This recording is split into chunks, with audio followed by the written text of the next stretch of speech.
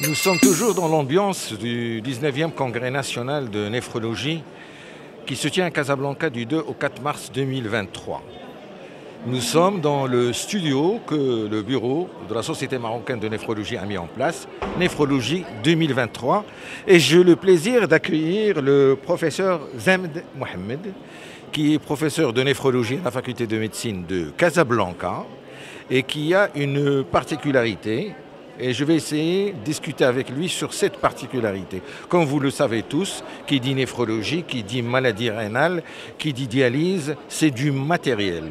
C'est une machine qui permet à une personne qui est atteinte d'une insuffisance rénale chronique terminale de se faire dialyser. Donc c'est des machines, malheureusement jusqu'à aujourd'hui, ils sont fabriqués à l'étranger et le Maroc les importe. La particularité du professeur Zemd Mohamed, c'est qu'il travaille avec des ingénieurs marocains pour essayer d'inventer, il faut le dire, une machine marocaine. Je lui cède la parole. Merci beaucoup, Dr Cherkaoui. C'est un plaisir, bien sûr, aussi d'être avec vous et d'être avec les collègues ici au 19e Congrès national de néphrologie. En effet, ce que vous avez dit est tout à fait exact et une grande difficulté s'est posée surtout au cours de la pandémie de Covid-19 pour ce qui est de l'approvisionnement à la fois en machines et en kits. Les kits, c'est-à-dire le consommable. Donc, il y va de la sécurité et de la souveraineté sanitaire du pays. Notre travail, en fait, consiste non pas seulement soi-disant la simplification du procédé lui-même, mais du changement complet du concept. C'est-à-dire que nous avons jusqu'à présent 3 brevets internationaux. Le tout dernier, il est protégé pratiquement partout dans le monde, même aux États-Unis, même en Chine, même au Japon. Et ce brevet d'invention fait en fait allusion à une partie de la dialyse. On n'en est pas encore totalement à une miniaturisation, une portabilité de la machine totale. Mais une grande partie de la machine, grâce à ce brevet, a été miniaturisée et maintenant nous pouvons dire effectivement, après les essais in vitro, c'est-à-dire sur des pochettes de sang, nous attendons toujours de procéder donc aux essais animaux qui ont à la même occasion été vraiment perturbés par la Covid parce qu'il n'y avait plus de possibilité d'importer du matériel vétérinaire. Il nous fallait donc des appareils de surveillance pour la sécurité de l'animal, pour les mesures, pour la réalisation des mesures. Ces appareils, on a eu beaucoup de difficultés à les avoir au cours de la Covid. On va donc commencer incessamment la phase animale.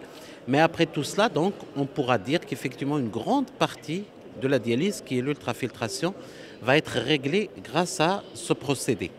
Ce procédé, il est utilisable non pas seulement chez les malades insuffisants rénaux chroniques seuls, mais il y a aussi des applications en cardiologie et en unité de soins intensifs. En fait, on s'adresse à tout ce qui est surcharge volumique. Tous les individus qui ont une surcharge volumique quelconque, on peut éventuellement utiliser notre appareil pour régler ce problème. Merci professeur Zemd pour ça. Pour résumer, aujourd'hui, pour faire la dialyse rénale, il faut que le malade se déplace dans un centre où il est rattaché à une machine pendant 3-4 heures. Il faut que cela se fasse 3 fois par semaine minimum. Alors l'idée de génie de ce travail d'invention marocain, c'est d'essayer de créer une machine portable, n'est-ce pas? Alors professeur Zemd, vous êtes médecin, vous êtes néphrologue, vous avez besoin de la compétence, du génie, du savoir-faire d'ingénieurs biomédicaux. Donc quels sont vos partenaires avec qui vous travaillez? Donc l'idée, c'est vrai que c'est une idée néphrologique, mais le développement s'est fait en partenariat avec des ingénieurs à peu près de tous bords. Nous avons au niveau de la faculté de médecine de Casablanca des laboratoires de recherche. Et le laboratoire de recherche qui porte donc ce travail, c'est le laboratoire de physiopathologie cellulaire, moléculaire, inflammatoire, dégénérative et oncologique, le LPC-MEDO, dirigé par Madame le professeur Nadia Taheri, la vice-doyenne. Et au sein de ce laboratoire, il y a une équipe ingénierie biomédicale que je dirige personnellement. Et avec nous, il y a des ingénieurs, comme je vous dis, de tous bords. Principalement de l'École nationale supérieure d'électricité et de mécanique, l'ENSEM, en la personne du professeur Abdallah Bou'alam, avec des collègues à lui qui sont... Abdallah Bou'alam est un mécanicien, c'est un ingénieur en mécanique, mais avec lui, il y a des électroniciens, des gens de l'électronique embarquée, des gens de l'électromécanique, de la mécatronique. On a une équipe vraiment extrêmement étoffée et nous sommes aidés aussi, et c'est l'originalité un petit peu de notre équipe, par le professeur Abdallah Aït Talb, qui est un professeur au lycée Khawarizmi. Mais il faut dire que c'est un monsieur qui a plein de ressources et qui a aidé à la miniaturisation. Et je peux vous dire qu'il y est arrivé, puisque nous avons un prototype fonctionnel sur lequel donc, nous avons procédé donc, aux essais in vitro sur les poches de sang. Toute l'électronique de la grosse machine que vous voyez donc, dans l'exposition, il a réussi à la mettre dans une boîte grosse comme ça. Donc déjà, c'est un pas vers la miniaturisation, comme je vous l'ai dit, vers la libération du malade de la dépendance vis-à-vis du centre. Troisièmement, vers, comme je vous l'ai dit vers la fin de ma première intervention, vers la possibilité de mettre ces machines dans des cabinets de cardiologie. Vous savez, un cardiologue reçoit énormément d'œdème aigu du poumon. Un œdème aigu du poumon chez un patient insuffisant cardiaque, c'est généralement une hospitalisation de 2-3 jours avec tout ce qui suit. Nous, avec cet appareil, nous pouvons éventuellement, en le mettant dans des cabinets de cardiologie, permettre aux cardiologues de faire cette ultrafiltration et permettre de soulager le malade en une vingtaine de minutes alors qu'il est juste au niveau du cabinet. Professeur Zemd Mohamed, merci pour toutes ces explications. En préparant cette interview, vous m'avez dit que c'est une première au niveau mondial ce que vous êtes en train de faire. Ça ne se fait pas ailleurs, la recherche de cette miniaturisation.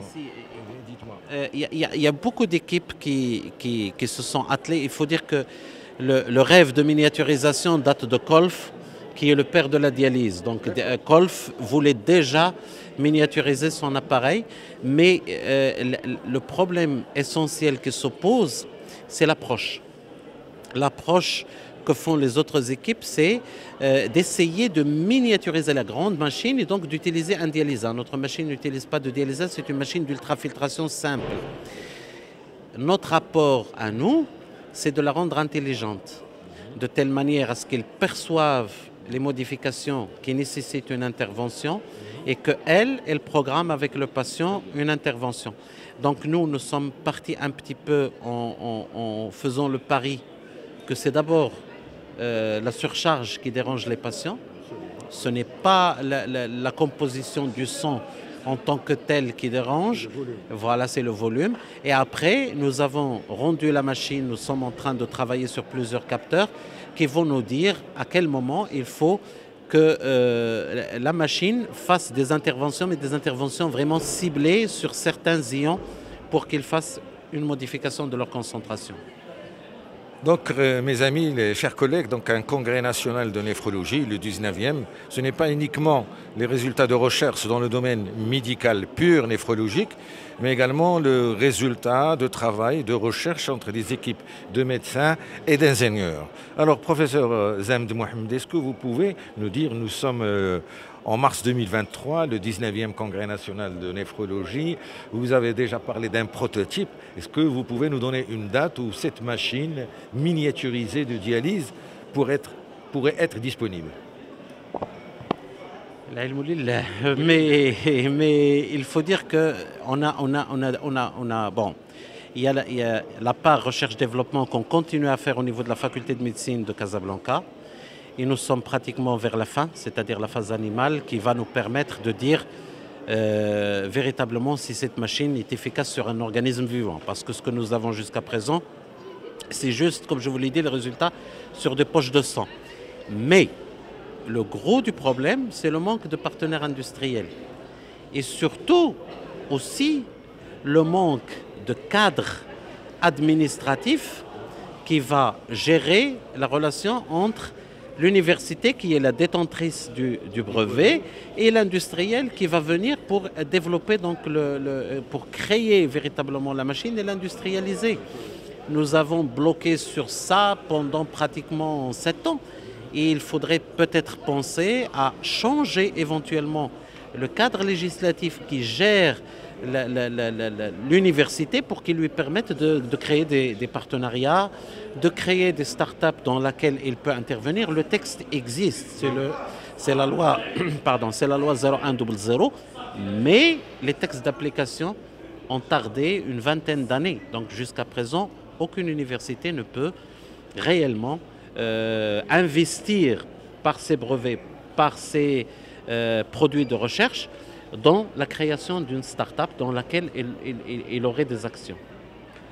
Merci professeur Zemd Mohamed. Donc à l'occasion du 19e congrès national de néphrologie, ce médecin chercheur à l'université Hassan II de Casablanca lance un appel pour qu'il y ait une accélération du changement des textes de loi pour que les facultés qui font de la recherche, qui produisent des choses, puissent les industrialiser, puissent devenir, je dirais, une entreprise comme dans tout le monde, et en même temps un appel aux industriels, s'ils veulent venir financer un tel projet, combien il coûte, parce que le nerf de la guerre, c'est l'argent.